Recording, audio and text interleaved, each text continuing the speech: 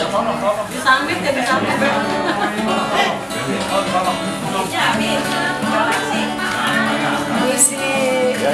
Ya, jadi selamat malam Bapak-Bapak, Ibu-ibu semuanya ya.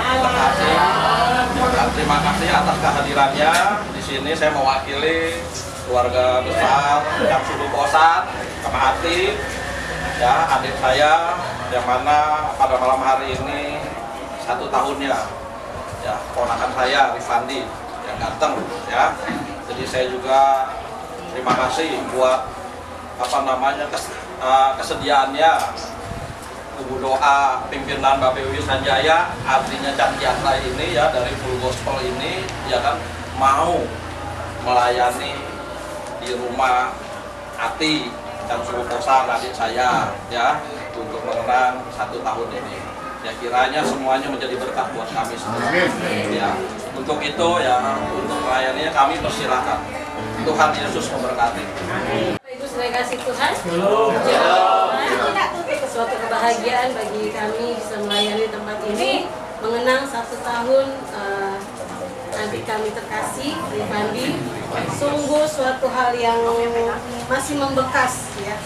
Kami waktu tahun baru waktu itu berkumpul di sini sukacita, tapi hari ini oleh karena kemurahan Tuhan, oleh karena Tuhan lebih sayang kepada adik kita tercinta, dia lebih dahulu mendahului kita.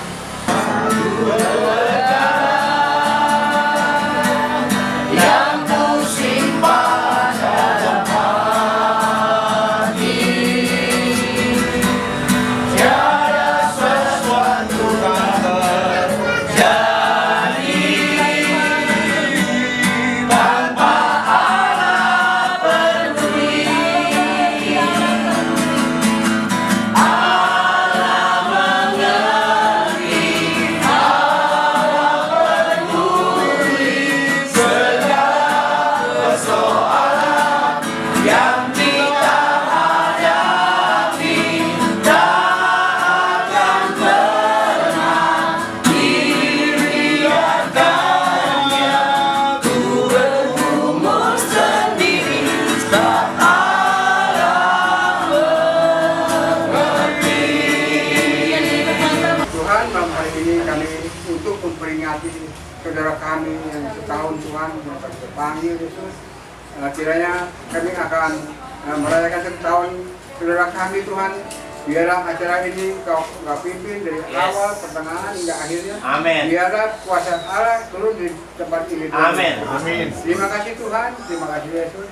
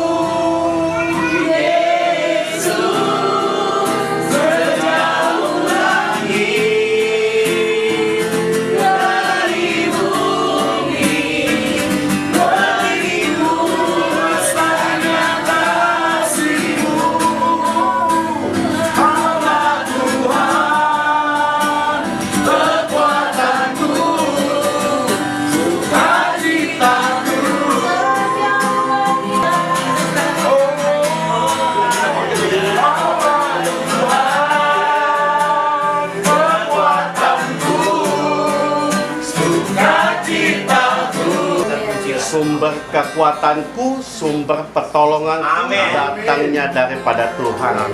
Kami bersyukur Tuhan, berterima kasih malam hari ini dari setiap pribadi lepas pribadi masing-masing, dari rumah tangga kami masing-masing. Tuhan sudah pimpin, tolong dan tibakan sampai di tempat ini dengan selamat. Terima kasih Bapak buat penyertaan Tuhan, buat perlindungan Tuhan yang sempurna bagi setiap kami. Amin. Terima kasih buat undangannya dari kubu doa KMJ, diundang untuk memperingati, untuk mengucapkan syukur kepada Tuhan selama 1 tahun sudah berlalu, ya. Tidak terasa, ya, bahwa almarhum Rifandi sudah ada di pangkuan Bapa di surga. Amin. Oke, puji Tuhan. Dan kami percaya buat keluarga yang ditinggalkan, terutama buat Papa dan buat Mama. Ngomong-ngomong, ada berapa saudara nih? Dua ya? Rifandi sama? Cicinya yang mana? Tiffany. Oh ini ya? Tiffany. Cicinya mana cicinya? Oh, cincin dari Rifandi ya, puji Tuhan. Berarti 2 saudara ya? 2 saudara ya, puji Tuhan. Berarti yang ini sudah rumah tangga ya, Boy? Sudah rumah tangga. Cuma Rifandi doang yang masih belum rumah tangga? Oke, puji Tuhan. Ya, terima kasih buat waktunya yang luar biasa. Kalau saya boleh mengenang, ini baru 1 tahun ya. Saya juga punya pengalaman pribadi. Kopusan ditinggal anak, Ciati ditinggal anak. Saya ditinggal mama. Saya ditinggal mama sudah 16 tahun yang lalu. 2006 kami kehilangan mama. Mama yang kami kasihi, mama yang kami sayangi, mama yang kami cintai. Tuhan sudah panggil. Di usia ke-64 tahun Tuhan panggil. Dibilang usianya masih muda, iya masih termasuk muda juga. Ya kan, kalau firman Tuhan katakan di Mazmur 90, umur manusia kebanyakan 70 tahun. Tapi ini belum 70 tahun, Tuhan sudah panggil lebih dahulu, ya kan? Karena saya percaya ketika Tuhan memanggil mama saya, ada rencana yang indah buat mama saya. Karena apa? Selama mama saya hidup, almarhum mama saya hidup, memang cukup dalam keadaan, bukan dalam keadaan yang sehat ya, bukan, masih dalam keadaan kurang sehat. Terakhir waktu lagi mama dipanggil Tuhan, waktu itu sakit, memang sudah komplikasi sakitnya. Kita sudah komplikasi, sempat dirawat di rumah sakit Cikini. Ya, sempat dirawat sakit di Cikini, dapat 2 minggu. Di ruangan ICU 1 minggu mama dirawat di ICU tuh. Waktu yang lagi mau masuk ke minggu yang terakhir, di dua minggu yang terakhir, mama waktu lagi kita besuk sorenya masih oke aja, masih fine aja. Bahkan sempat saya tanya, mama nanti kalau mau pulang nanti mau tinggal sama siapa, mau nginep di rumah siapa, ya kan? Mau kan kami ada 5 saudara, 2 cowok 3 cewek, ya kan? Puji Tuhan semuanya sudah pada menikah, gitu kan? Sampai kita tawarkan, mama mau tinggal di mana nanti, mau nginep di mana dulu, gitu kan? Sementara nanti setelah pulang dari rumah sakit, mama bilang apa? Gampang, nanti mama nginep di mana aja bisa. Senang kan hati kita? Senang banget, berbunga-bunga hati saya sebagai anak, ya kan, mendengar mama udah sehat, udah mau pulang, nanti pulangnya gampang, kata mama kita kan. Waktu kami besuk jam 7 malam sampai jam 8 malam, waktu itu sehat, nggak ada tanda-tanda dia mau antar, nggak ada tanda-tanda dia mau pergi jauh meninggalkan kita sampai selama-lamanya, nggak ada tanda-tanda, ya kan? Nah terus udah kan jam 9 malam sampai setengah 10 malam, karena mama mau istirahat kan, dokter bilang udah ya, mamanya biar istirahat, jangan terlalu capek karena kan habis dari ruang ICU katanya. Ini dapat telepon dari rumah sakit, kita suruh kumpul semua, ya kumpul semua, pergi ke rumah sakit Cikini.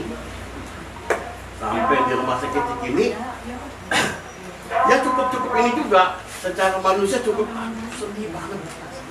Apa? Begitu sampai di rumah sakit, mama udah nggak sadar. Saya tanya sama dokter, kenapa dokter bisa mendadak begini? Sebelum-sebelumnya masih bagus, letak jantungnya kan masih pakai mesin. Bagus, kok ini tiba-tiba langsung hot. Ya kan, terakhir kali saya ingat karena dia napasnya udah nggak kuat napas ya. Sampai dipakai alat tuh yang kayak gosokkan tuh. Oksigen masuk. Sampai berapa kali dikasih pacu jantung, alat jantung, masih nggak mau bernafas. Di itunya, di ampere alatnya udah makin lemah.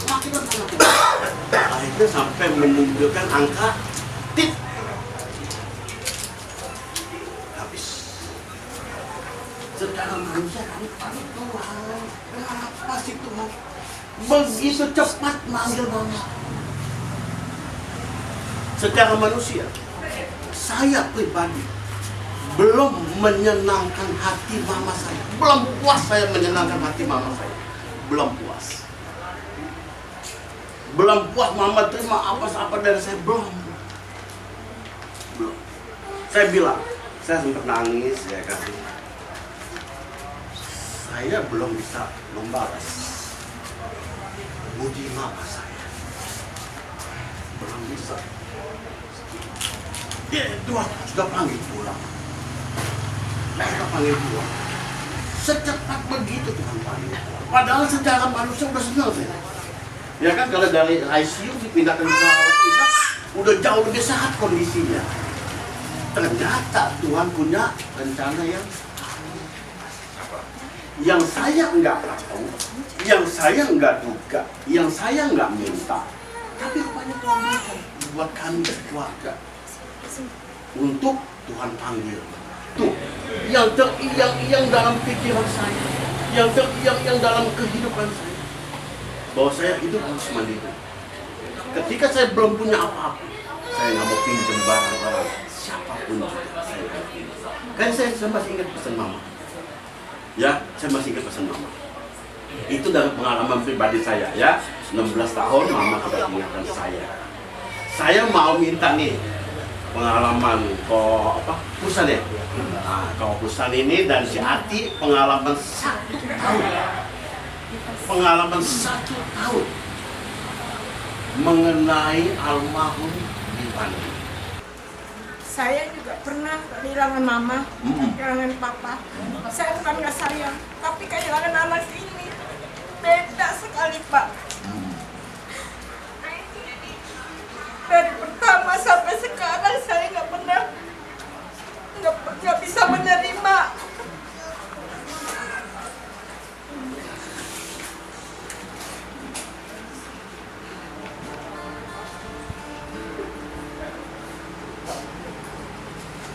Saya juga bingung, Tuhan mau kasih apa ke saya? Saya punya anak cuma 2.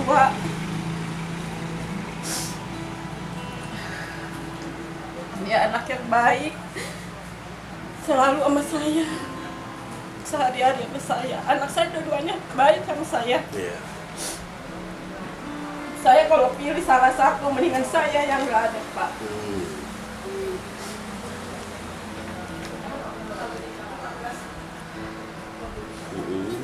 Dia pegangan saya.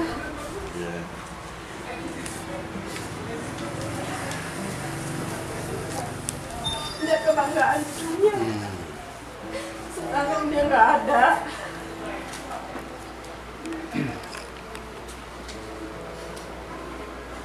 Bukan di hati saya yang hilang. Sampai sekarang saya nggak bisa ngeliat foto dia.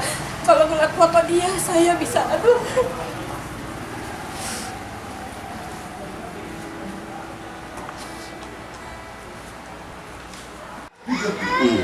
Ya di atas saya juga ngerasain Pak. Sampai sekarang kalau saya masih terus kebayang dia terus Pak. Dia memang anak baik Pak.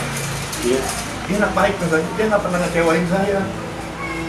Itu makanya susah, jadi saya susah sekali deh. Benar-benar kehilangannya susah kan.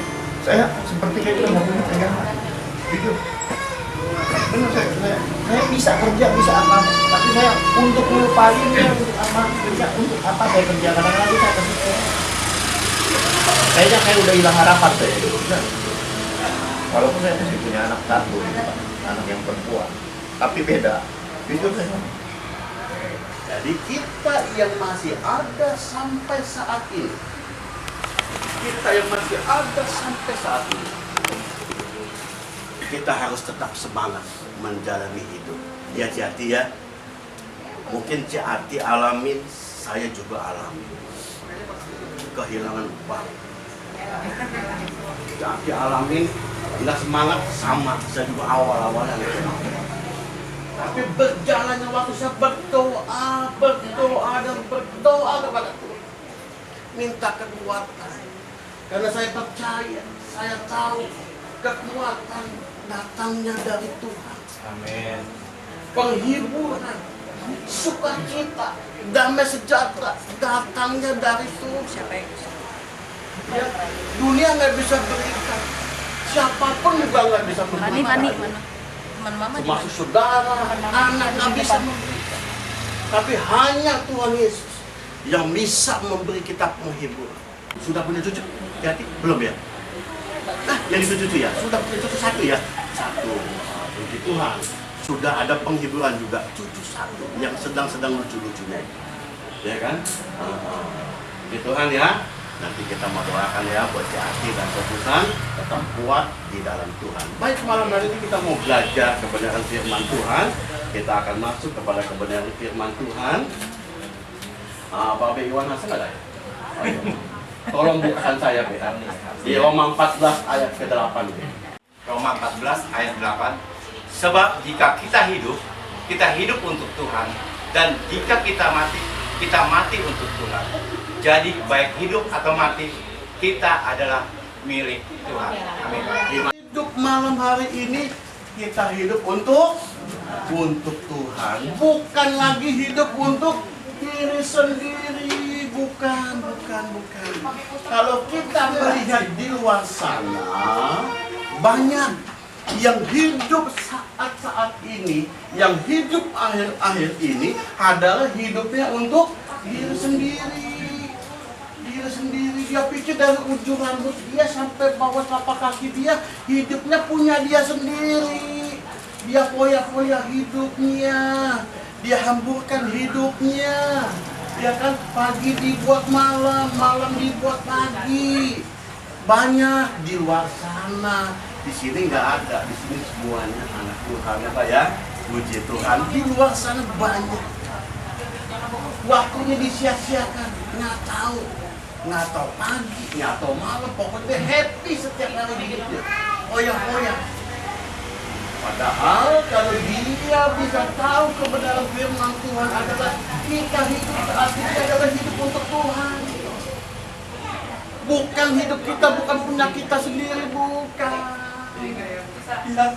Jadi kita yang masih ada di malam hari ini, kita semua milik Tuhan. Di usia ke-25 tahun, almarhum menghabiskan waktunya. Tentunya bukan buat dirinya sendiri, bukan. Karena apa? Yang saya dengar tadi kesaksian dari mamanya, begitu almarhum sayang sekali sama mamanya, sayang sekali juga sama papanya. Sampai ketika ditinggal, seperti ibarat apa ya namanya, kapal nggak ada jurumudinya, kapal nggak ada nakodanya. Sempat kehilangan seperti gitu, sempat Pak. Saya juga ngalamin, bahkan saya beberapa kali menenangkan papa saya. Papa saya juga sempat goncang. Kita mati untuk Tuhan. Ya, jadi yang pertama, jika kita hidup untuk Tuhan. Itu yang pertama. Yang kedua, jika kita mati untuk Tuhan. Baik, kepada yang ketiga. Ya, kebenaran yang ketiga. Jadi baik hidup atau mati, kita adalah milik Tuhan. Ya. Jadi ketika kita masih hidup sampai saat ini, kita milik Tuhan. Ketika nanti kita mati pun, Ketika nanti kita dipanggil pulang pun, kita tetap milik Tuhan. Ya, milik Tuhan. Jadi kita sudah tidak ada hak lagi atas hidup kita. Kita sudah tidak ada hak lagi atas tubuh kita. Dari ujung rambut sampai bawah telapak kaki sudah tidak ada hak. Karena firman Tuhan jelas di Roma 14 ayat 8 di bagian C. Jika kita mati, itu milik bukan milik kita. Banyak orang yang percaya. Ya, yuk kita membangun perjanjian malam hari ini. Saya mau doakan buat si Ati. Membawa apapun juga saat ku datang ke dunia, ku tinggal semua pada akhirnya saat ku kembali ke surga. Ku tak membawa apapun juga saat ku datang ke dunia, tinggal semua.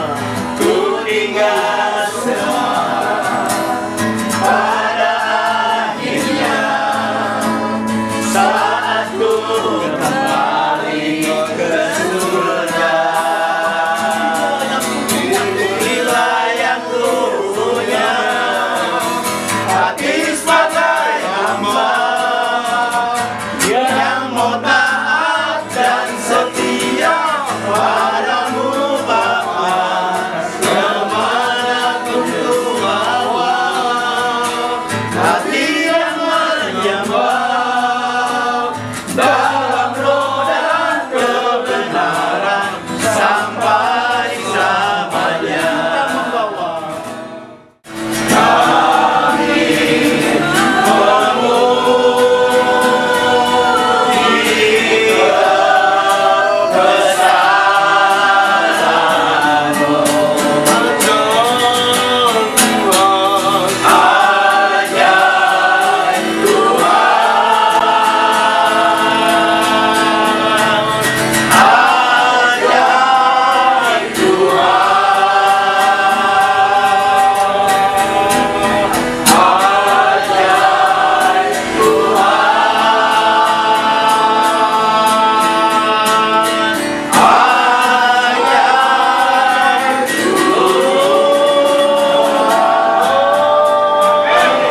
Tuhan Yesus memberkati. Selamat malam si Ati. Selamat malam. Tuhan Yesus memberkati.